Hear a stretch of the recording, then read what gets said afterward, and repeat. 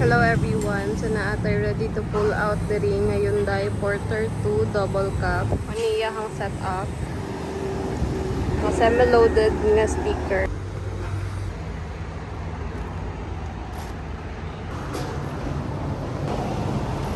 Tint na po ng yahang windshield, ang yahang window. Complete set chrome na siya. Then mo niyahang interior. So, brand new ato ang seat cover, condition, power window, and functional lang ato ang stereo, ang speaker. So, with compartment na siya dali sa mga documents. And then, power steering na po ang ato ang unit. And then, mao niya ang main gear, handbrake. And then, makina niya is na dali sa passenger side. D4CB timing chain. And then, fuel type is diesel. Mao ni iyahang back seat. So, 3 to 4 person ang makalingkod diri